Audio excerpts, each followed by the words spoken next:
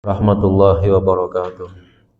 Bismillah walhamdulillah wassalatu wassalamu ala sayyidina Muhammad ibn Abdullah al-qa'im bihuquqillah adada ma fi ilmillah salatan daimatan bidawami mulkillah wa ala alihi wa sahbihi ma daqatillah wa farrajahallah amma ba'du. Qalu subhanaka la ilma lana illa ma 'allamtana innaka antal alimul hakim. Wala haula wala quwwata illa billahil aliyil azim. Rabbi shrah li sadri wa yassir li amri wahlul 'uqdatam min lisani yafqahu qawli. Rabbi shrah li sadri wa yassir li amri wahlul 'uqdatam min lisani yafqahu qawli. Rabbi shrah li sadri wa yassir li amri wahlul 'uqdatam min lisani yafqahu qawli bi jahi sayyidina Muhammadin sallallahu alaihi wasallam. La hadratin nabiyil mustafa rasulillah sallallahu alaihi wasallam. Wala hadrati Syekh Abdul Mutin Muhammad Nawawi bin Umar Ajawi, wala hadrati Syekh Said Ahmad Al-Marzuqi Al-Maliki, wala hadrati abaina wa ummahatina wa ajdadina wa jaddatina wa amamina wa ammatina wa akhalina wa khalatina wa qarabatina wa jiran min habasina ilayna wa lidawil huquqi alayna wa lijamil muslimin wal muslimat wa mu'minin wa mu'minat syai'ulillahi lana wa lahum al-Fatiha. A'udzu billahi minasyaitonir rajim. Ar-Rahmanir-Rahim. Maliki yaumiddin. Iyyaka na'budu wa iyyaka nasta'in. Shiratal ladzina an'amta 'alaihim ghairil maghdubi 'alaihim. Kita lanjut halaman 184. Kita masih membicarakan tentang Isra dan Mi'raj. Cuma kita mulai baca dari baris kedua. Ya, biar nyambung firman Allahnya terhadap dialog Nabi. Ketika Nabi Muhammad sudah sampai di depan Allah, kata Allah, sal tu'ta, minta ya, nanti kamu akan dikasih. Nabi enggak langsung minta tuh, ya Allah begini, ya Allah saya mau ini, enggak.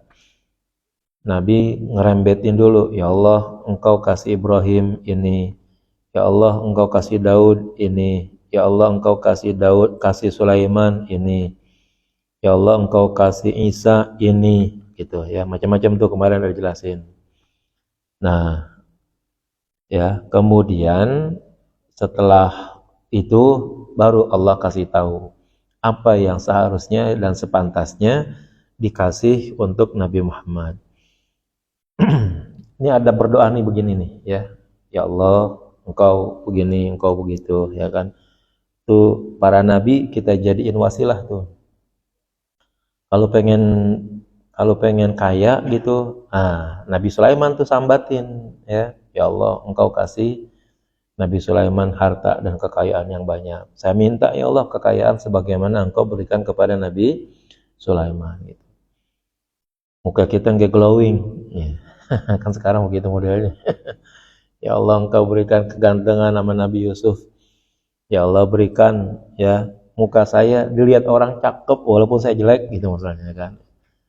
Jadi orang tuh ngelihatnya bahwa muka kita tuh cakep aja gitu.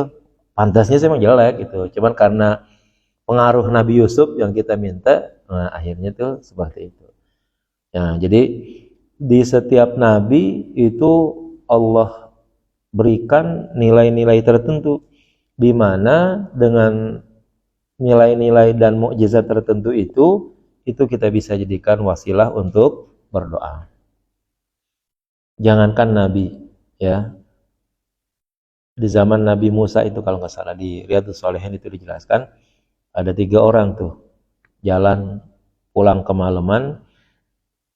Dulu kan belum ada hotel, ya. Akhirnya nggak ada tempat lain, bermalam di rumah orang, tidak ditemukan rumah, ya. Maka akhirnya masuk ke sebuah gua. Udah ada di dalam gua, pas istirahat itu batu dari atas jatuh nutupin pintu gua. Udah dorong sekuat-kuatnya, kagak ada yang mampu untuk mendorongnya. Nah, akhirnya ada ide di antara mereka. Ini kalau begini kita udah tinggal pasrah doang nih, ya. Dorong kagak kuat. Mau nggak mau kita harus berdoa. Kita jadikan amal ibadah yang baik yang kita kerjakan untuk kita berwasilah kepada Allah. Ya. Nah, mulai tuh masing-masing berdoa, ya. Yang pertama, berdoa mau berwasilah kepada kedua orang tuanya. Ya Allah, saya punya orang tua yang udah sepuh. Ya, setiap dia mau makan, dia mau minum, saya yang nyiapin. Hari ini atau pada suatu hari saya kesorean, kemalaman pulang nyari kayu. Sehingga minuman susu kambingnya nggak ada yang meresin, ya Allah. Akhirnya ketiduran. Orang tua saya ketiduran dalam keadaan lapar. Saya peres susu kambing, saya tungguin sampai kapan dia bangun, saya kasih minum. Ya akhirnya ditungguin tuh. Malam lewat, ya. Kalau kita bahasa kita mungkin dari jam 9, terus ditungguin kapan nih babeknya sama ibunya mendusin, mau dikasih minum. Baru mendusin pas subuh. Pas dimana anak-anak kecil bangun pada nangis tuh. Nah, kedengeran ibu bapaknya bangun juga nangis. Baru itu dikasih sambil minta maaf, Bu, saya terlambat nyari kayu, pulang kemalaman. Nah, ya Allah, kalau itu adalah wasilah atau amal perbuatan baik saya mohon buka pintu gua ini. Terbuka tuh, ser gitu ya kan. Cuman buat keluar, buat ukuran satu orang tuh nggak cukup. Yang kedua, berdoa lagi, ya Allah, saya pernah punya budak yang saya pekerjakan dan gajinya belum saya bayarkan. Setelah saya punya duit, ternyata budak saya atau pembantu saya pulang kampung. Nggak balik-balik lagi sekian tahun. Duitnya yang gajinya saya beliin kambing. Kambingnya saya ternak. Sekarang kambingnya itu ada satu halaman tuh penuh, punya dia semua. Suatu hari si budak tersebut datang lagi, Allah, dan meminta gajinya. Maka saya katakan, itu kambing-kambing yang ada di lapangan adalah dulu duitnya punya kamu. Saya beliin kambing, saya ternak, semuanya itu adalah hasil ternak dari kambing kamu yang dulunya adalah duit kamu. Silakan itu bawa.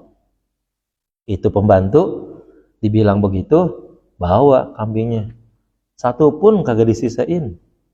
Ya, sekian tahun dibiara kambingnya itu kali, bagi lagi nih Tuhan, nih atas jasa Tuhan 5 biji nih saya tinggalin, kagak, selapangan diborong semuanya. Kagak tahu diri banget gitu, ya kan? Gak ada terima kasihnya kalau bahasa kita gitu. Namanya dikasih diinvestasikan tuh duitnya, bagi dah nih Tuhan atas kerja berat Tuhan saya kasih nih ya 10 ekor kambing, kagak, dibawa semua. Ya Allah, itu kalau jadi amal soleh buat saya, tolong bukain pintu saya, ya, pintu gua ini. Geser, dengan sendirinya geser tuh, seret. Tapi kagak muat. Orang ketiga datang lagi minta, ya Allah, saudara sepupu saya adalah perempuan paling cantik di kampung saya. Saya suka sama dia. Suatu hari orang tuanya sakit, saya ancam dia.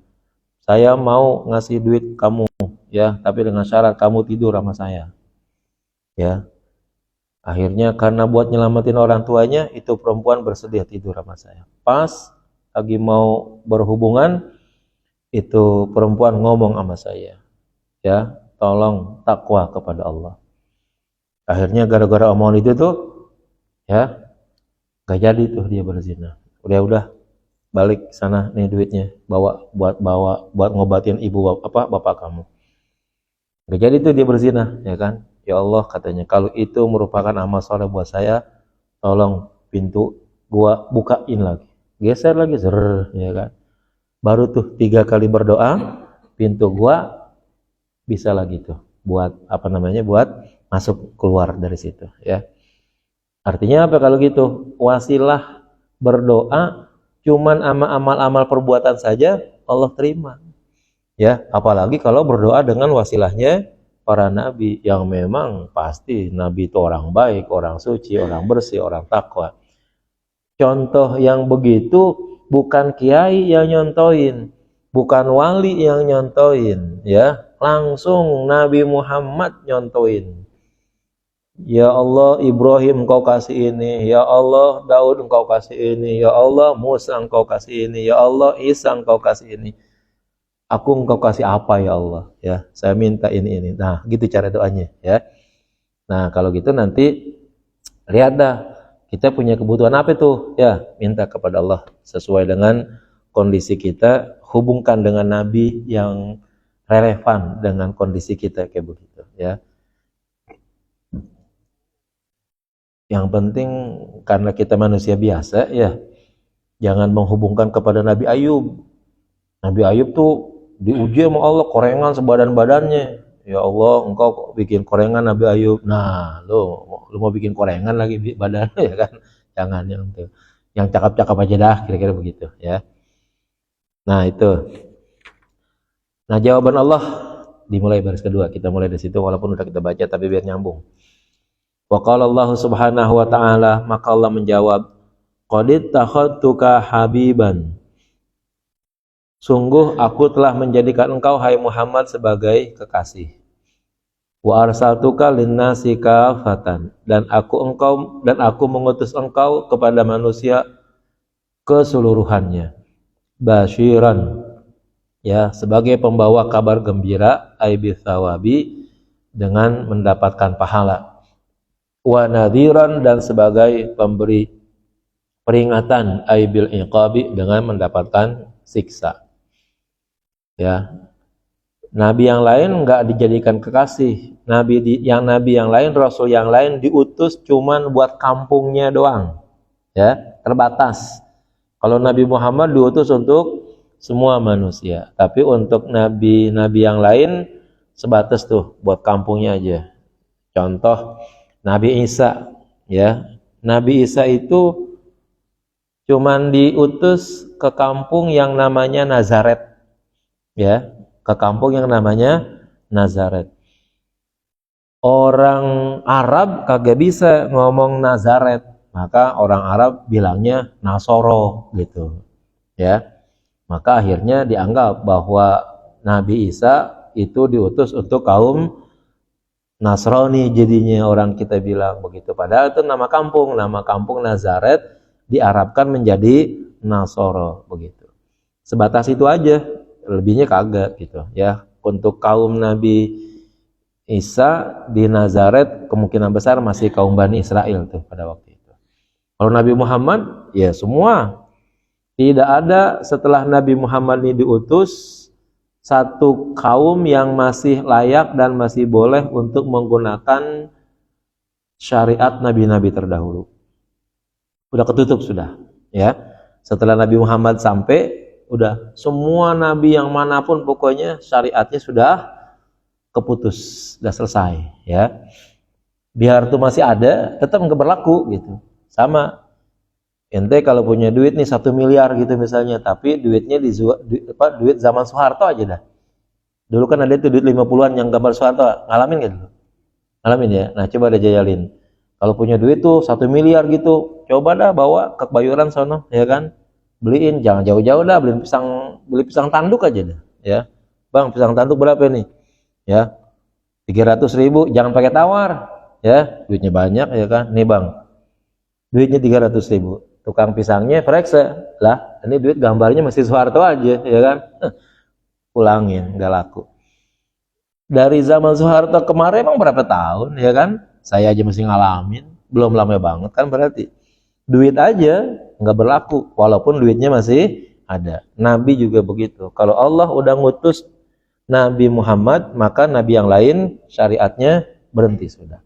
Ya, duitnya zaman Soeharto putus dengan, ya, uang-uang yang dicetak di zamannya Jokowi sekarang ini begitu. Ya sama tuh seperti itu. Wa syarrahtu laka sadraka wa wada'tu anka wizrak, ya. Dan aku lapangkan dadamu, wa wada'tu anka wizrak, dan aku ampuni, aku hapus dosa-dosamu. Wa rafa'tu laka dzikrak, dan aku tinggikan sebutanmu, aku muliakan namamu atau sebutanmu. Aila udkaru illa dzukirta ma'i, yaitu aku tidak disebut kecuali disebut juga engkau bersamaku, ya. Kalau orang bersyahadat, ya, kalau orang bersyahadat, maka tidak ada syahadat tersebut timplang cuma nyebut asyhadu alla ilaha illallah doang. Wajib disertai dengan wa asyhadu anna Muhammadar Rasulullah. Di mana aja Allah disebut dengan syahadat itu, maka setelahnya wajib ada wa asyhadu anna Muhammadar Rasulullah. Itu yang disebut dengan wa rafa'na laka dzikrak.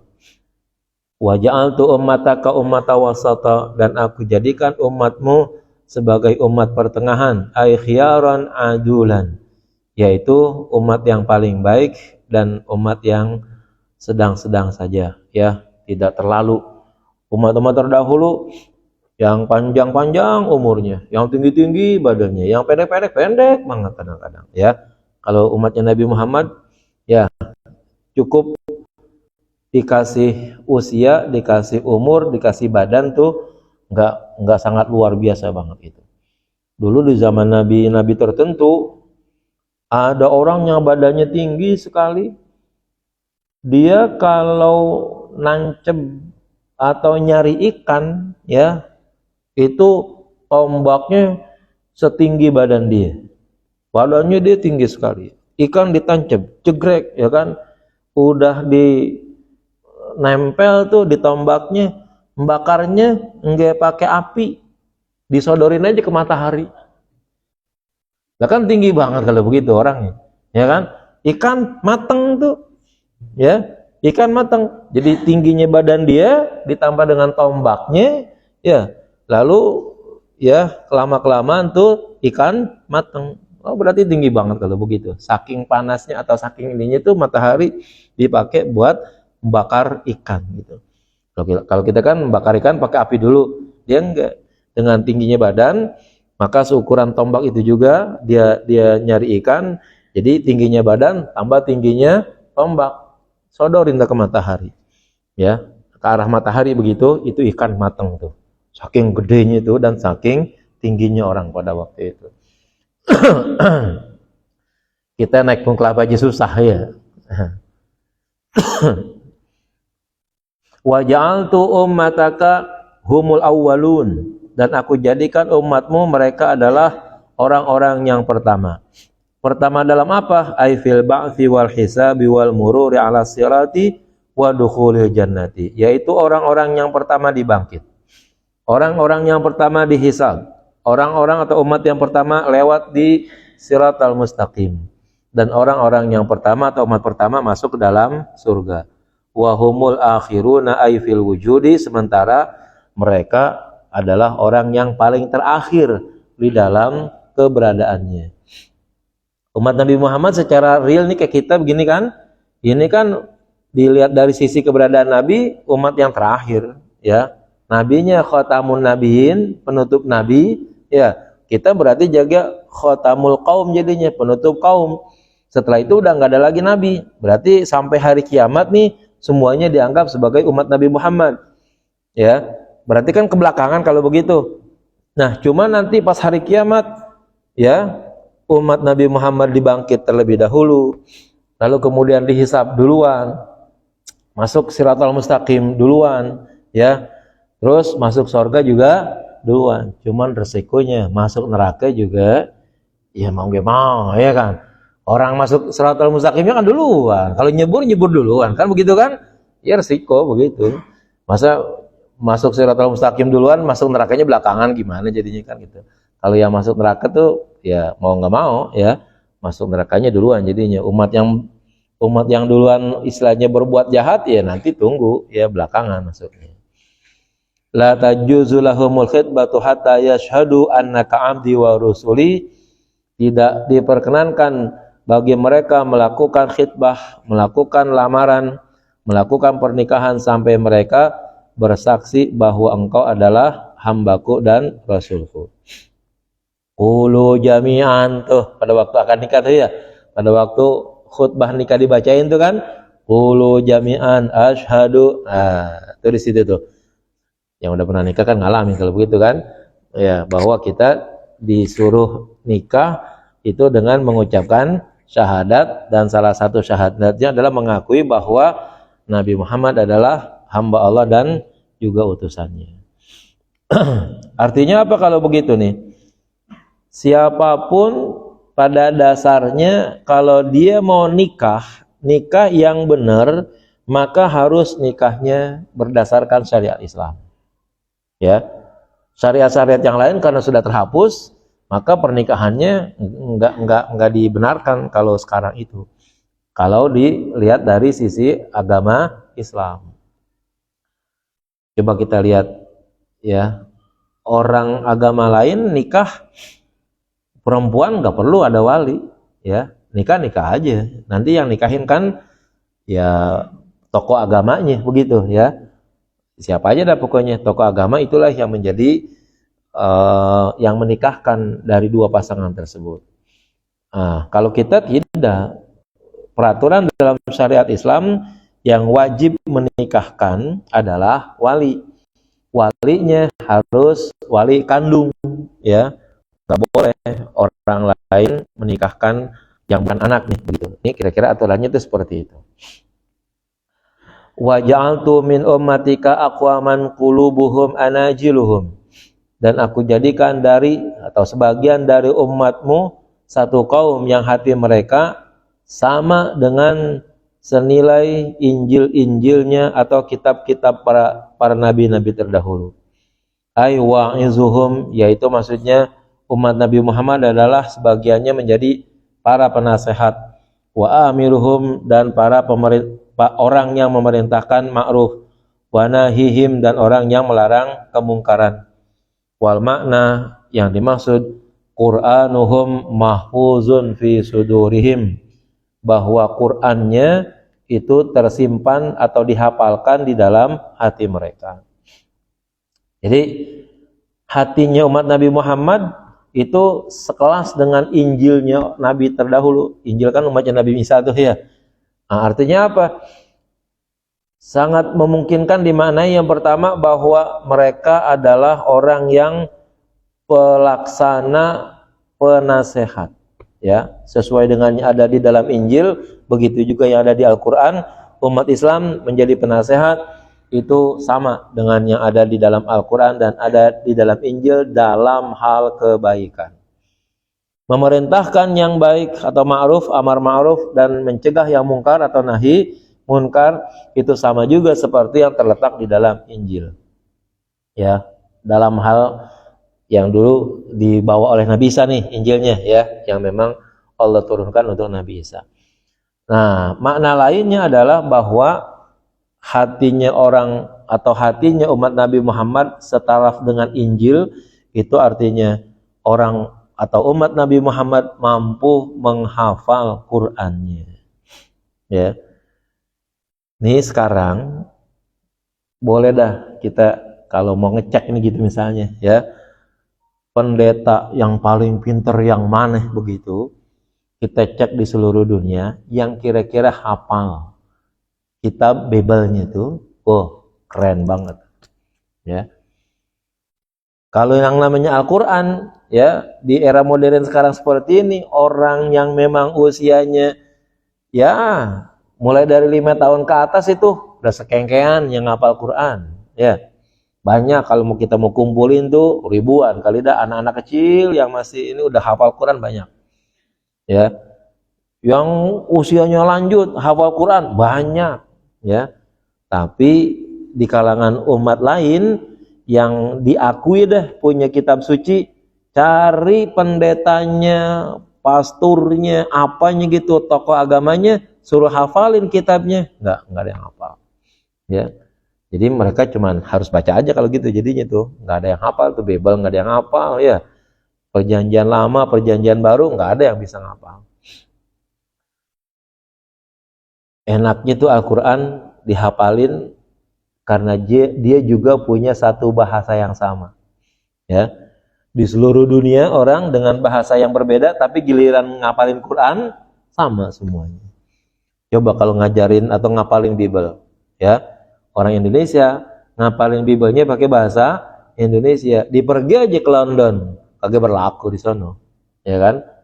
Baca itu kitab Bible atau perjanjian lama, perjanjian baru yang ada di Indonesia, tapi dibacain di London, orang London nggak paham ya.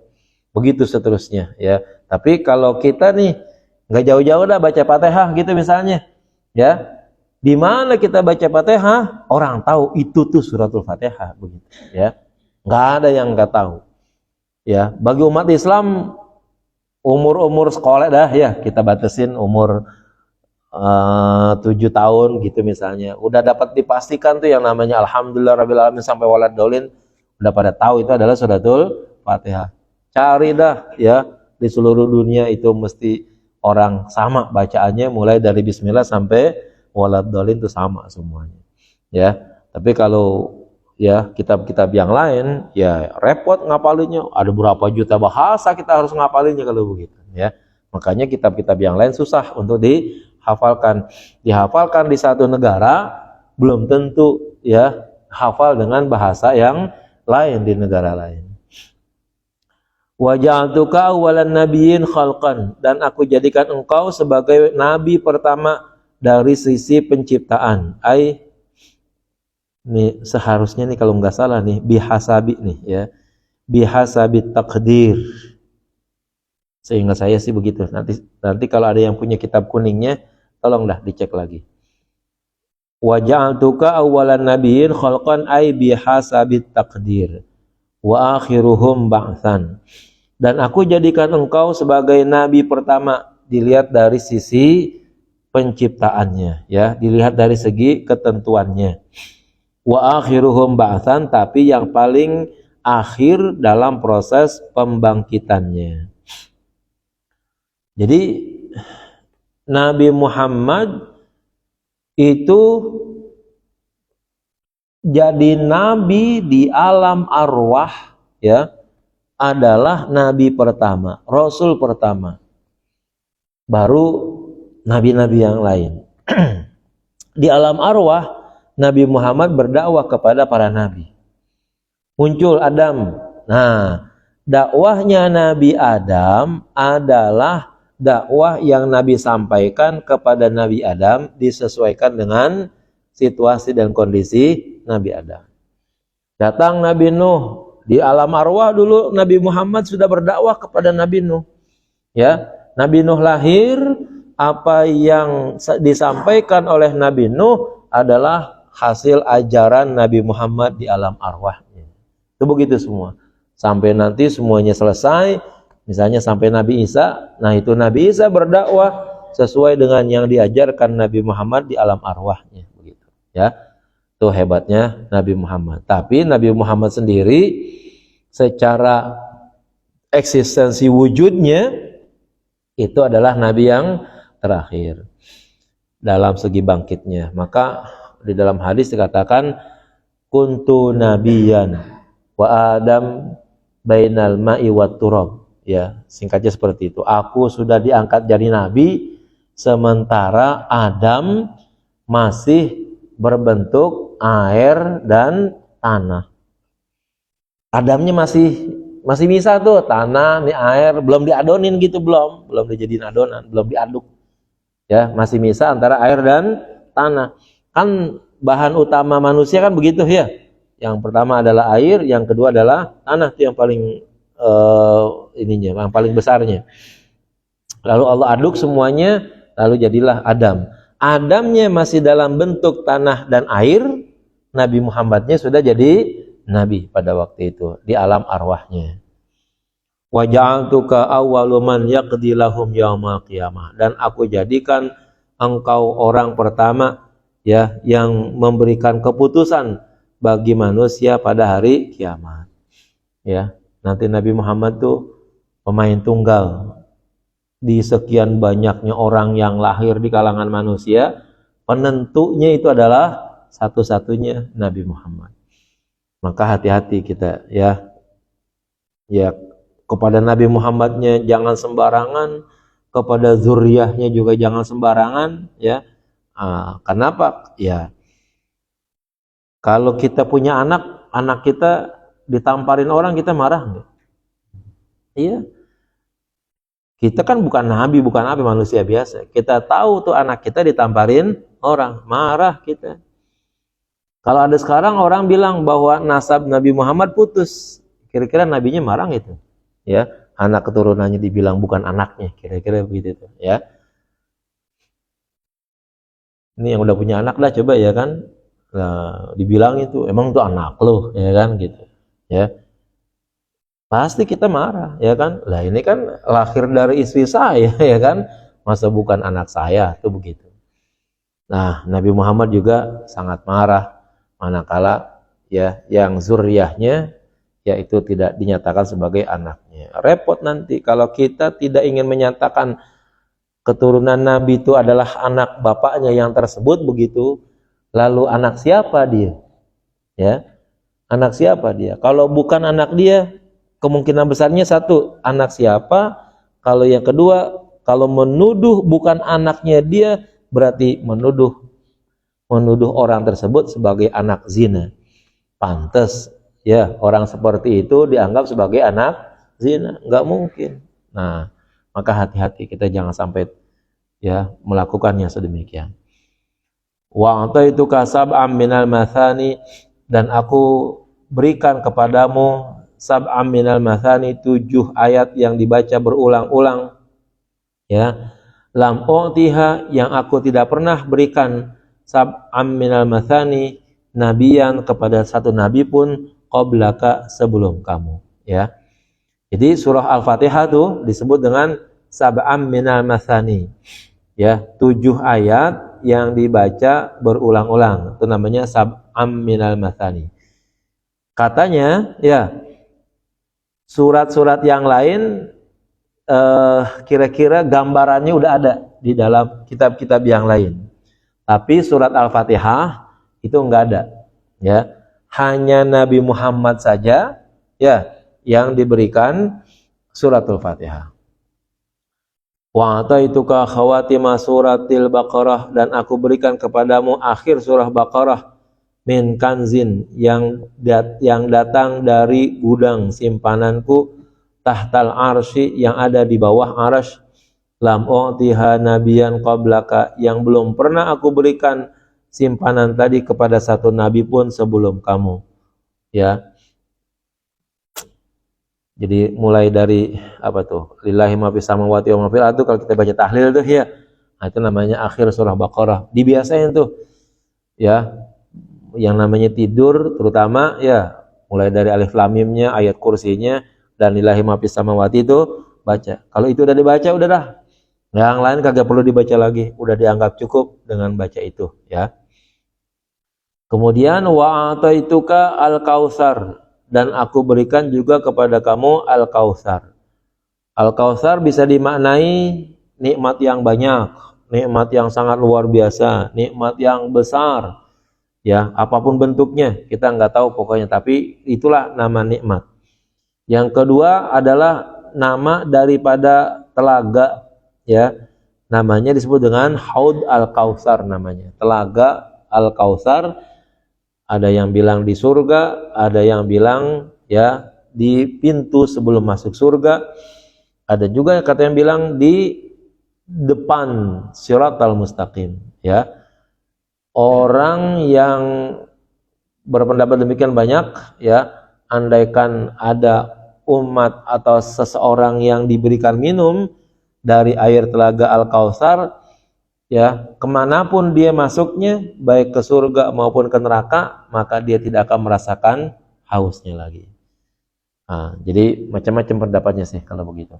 Ya, tapi karena ini adalah hal yang gaib, kita nggak bisa memastikan ya adanya di mana.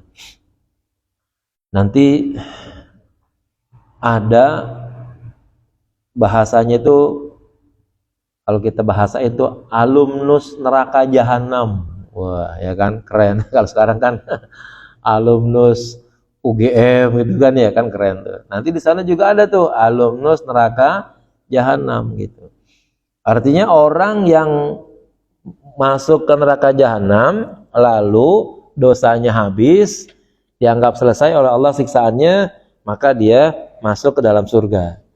Nah, orang yang alumnus neraka jahanam ini nih, pada waktu masuk surga itu badannya pelatat-peletot, ya, hitam apa segala macam dah, habis digebugin oleh malaikat, digebuginnya, dibakarnya itu badan pada hancur semuanya. Nah, pada benjol-benjol, untuk memulihkannya kembali itu alumnus neraka jahanam, ya, itu disuruh mandi dulu di Telaga Kausar, ya.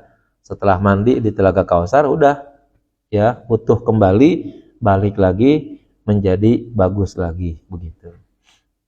Masih lumayan, ya, masih lumayan. Ya, walaupun tadinya dari neraka jahanam, kemudian diluluskan jadi alumnus neraka jahanam. Nanti pada tahu tuh, ya, oh tuh pada benjol-benjol mukanya. Orang tandain tuh yang surga yang masuk duluan. Oh, itu mah dia ini, ya, alumni, ya kan. Ntar bisa reuni tuh dia rame-rame, ya kan. Alumni neraka jahanam. Bahasanya disebut dengan jahannamiyun namanya. Wa ataituka samaniyata ashumin, dan aku berikan kepada kamu, ya, 8 bagian. Al-Islam, wal hijrah, wal jihad, was sadaqah, was salat, was saum Ramadan, wal amra bil ma'ruf, wan nahya 'anil munkar. Ya. Ini yang boleh katakan di hampir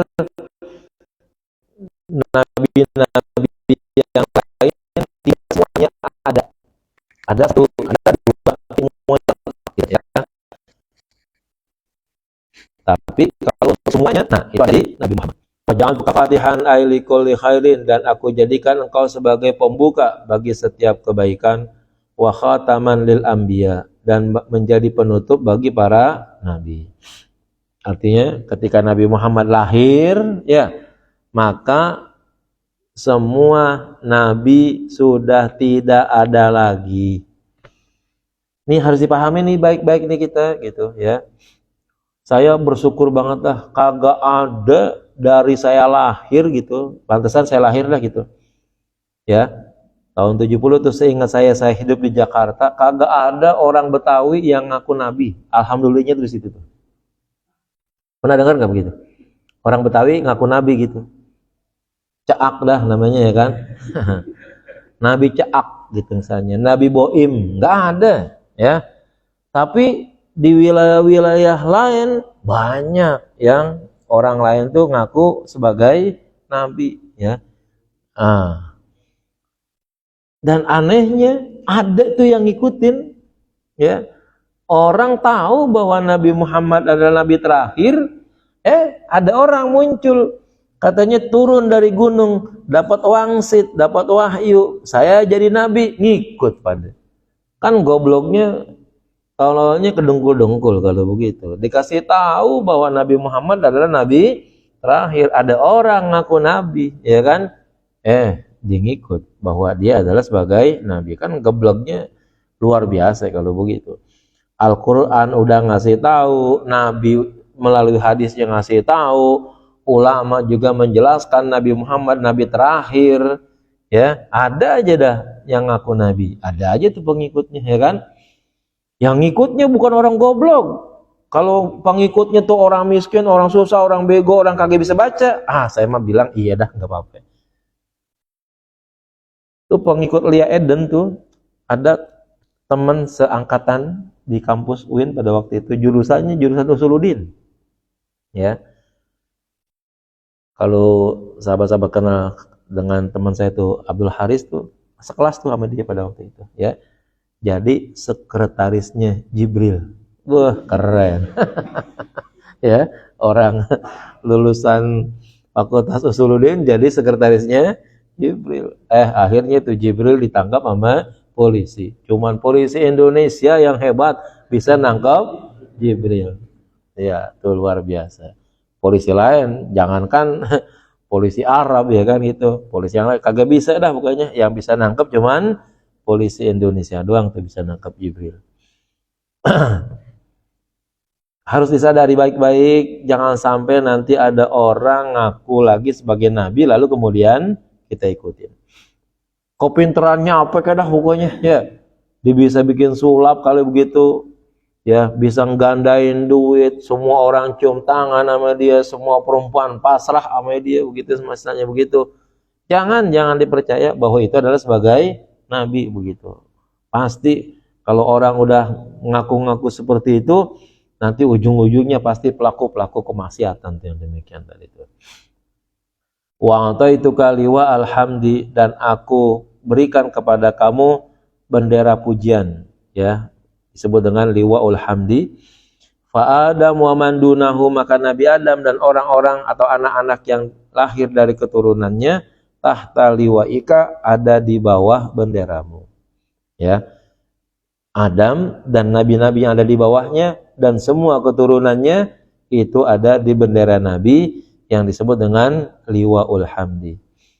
Wa inni yauma khalaqtus samawati wal ard, dan sesungguhnya aku pada waktu aku menciptakan langit dan bumi, qad farradtu alaika, telah aku tetapkan kewajiban bagi kamu, wa la ummatika, dan juga kepada umatmu, khamsina salatan, 50 waktu, fi kulli yaumin wa lailatin, pada setiap hari dan setiap malamnya, sehari semalam 50 waktu.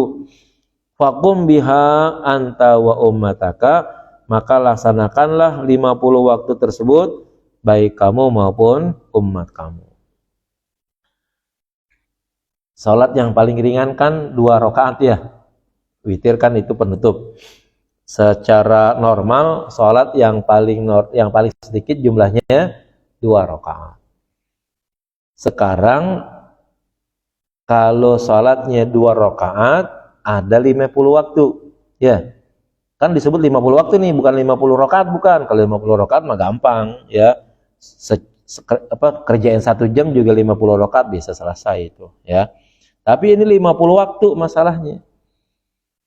Berarti di dalam 24 jam, tadi itu dikatakan ya fikul yaumin walailatin, itu namanya 24 jam kalau gitu ya kan. Itu kalau kita bagi, ya, kalau kita bagi itu di dalamnya ada 50 waktu sholat. Kira-kira berapa menit tuh? Dalam 24 jam, ya, dibagi 50 waktu tuh begitu. Setengah jam 2 kali dah, ya, setiap setengah jam 2 kali sholat begitu. Kita baru kerja, sholat lagi. Kita baru jahit, ngobras, ya, terus sholat lagi. Kita baru tidur, ya kan, ya, sholat lagi. Nggak ada yang bisa kita kerjain tuh kalau sholat jumlahnya sebanyak 50 waktu. Yang kesianan pengantin baru, ya, baru naik, sholat lagi, mandi lagi, ya kan, repot bener dah kalau begitu. Nah, Allah punya, ya, kehebatan tersendiri, ya, punya hambanya yang maha hebat, Nabi Musa dan lain sebagainya, ya, walaupun pada dasarnya 50 waktu Allah yang tetapkan, 55 waktu jadinya juga Allah yang tetapkan juga, ya. Cuman bagaimana kira-kira hambanya itu tuh kalau seandainya mengikuti pola Nabi di dalam memohon, itu sangat memungkinkan bahwa dalam hal meminta kepada Allah, apa yang kita butuh, apa yang kita hajatkan, jangan cuman minta sekali mau dikasih. Ya, ini gambarannya begitu. Nabi Muhammad supaya sampai ke sholat 5 waktu, mintanya berapa kali jadinya kalau begitu? Kan tadinya 50, terus sisanya 5, kan berarti kuranginnya 45. Setiap minta kurang 5, setiap minta kurang 5. Pada titiknya sih sebenarnya, ya, kalau gampangnya Nabi Muhammad kalau mau minta, ya Allah saya minta 5 waktu aja gitu. Kan gampang begitu, bisa nggak begitu? Bisa aja, masa Nabi Muhammad kagak bisa minta sih begitu, ya kan? Tapi yang namanya berdoa kepada Allah bukan begitu modelnya, ya. Harus minta secara telaten, secara istiqomah, ya, banyak permintaannya, lama waktunya, ya, berulang-ulang. Nabi Muhammad dari Nabi Musa ke Allah itu sebagai sebuah gambaran, ya, bahwa kalau kita lagi berdoa mungkin di siang hari kita berusaha, tapi nanti di malam hari atau di waktu tertentu kita balik lagi kepada Allah dalam munajat kita, ya. Apa aja dah pokoknya bentuknya atau kapan aja, yang penting selalu balik lagi kepada Allah, balik lagi kepada Allah, balik lagi kepada Allah begitu. Karena Nabi yang minta gampang kali, ya. Sehingga yang tadinya 50 kurangnya menjadi 5. Cukup kalau buat Nabi mah 9 kali bolak-balik begitu. Karena Nabi kedudukannya tinggi, takwanya tinggi, dosanya kagak. Sekarang kita kalau punya hajat ngaca. Nah, ngaca diri kita. Dosa kita seapa? Ya kan? Nabi yang kagak punya dosa, ya. Nabi yang kagak punya dosa supaya sampai ke titik 5 waktu bolak-baliknya 9 kali. Yang kagak punya dosa itu. Jadi kalau kita belajar matematika perbandingan nih, 0 berbanding 9. Tuh begitu. Ada yang pintar nggak matematika sini? Sekarang kalau 1 itu jadi berapa itu kalau begitu?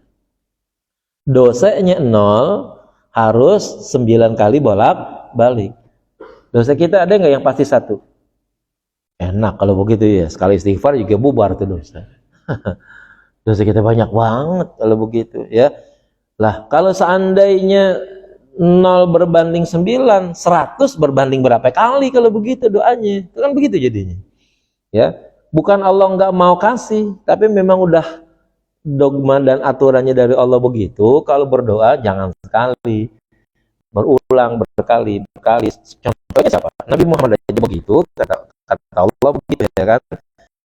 Jadi jangan berkata bahwa baru kali doa udah berhenti. Ya kan? Kata Kiai doa 7 hari 7 malam. Gua udah berdoa 7 hari 7 malam, kagak dapat juga. Ya baru 7 hari 7 malam. Dosa lalu aja belum tentu keampunin, ya kan? Jadi kalau minta apa sesuatu yang jelas mesti bersih dulu dari dosa-dosa kita. Kalau 7 hari itu Allah udah ampunin, mungkin dosa kita baru pas minta di waktu kita sudah dalam keadaan bersih. Mungkin di situ bisa dikabulkan, bisa diijabahi terhadap apa yang kita minta. Kalau 7 hari dosa kita masih stabil, kata Allah, bro, dosa lu dulu tuh urusin, ya kan, baru minta. Yang kemarin-kemarin gua kasih aja lu bersyukur, kira-kira begitu Allah bilang, ya. Nah ini pentingnya kita memahami kenapa Nabi Muhammad yang begitu hebat sebagai kasih Nabi, sebagai apa segalanya, Allah semuanya dah ya, Allah udah kasih tuh kepada Nabi, giliran minta tetap aja Allah suruh berulang-ulang, nggak bisa minta sekali jadi itu begitu. Baik, wallahu a'lam bishawab. Al-Fatihah. Ar-Rahmanir-Rahim.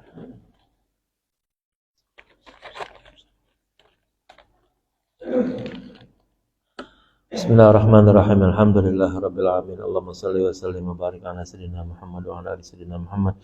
Allahumma arzuqna fahman nabiyyin, hifzal mursalin, wa sana'atal hamal malaikatul muqarrabin. Allahumma anfa'na bima 'allamtana wa 'allimna ma yanfa'una wa 'allimna ma jahilna. Allahumma ja'alna wa auladana banatina wa dzurriyyatina min rahmi wal khair. Wa taj'alna wa iyyahum min al-syarri wad dhair wa qulubana quluba mutal 'arifin wa hdina wa iyyahum siratal mustaqim. Siratal ladzina an'amta 'alaihim ghairil maghdubi 'alaihim waladdallin.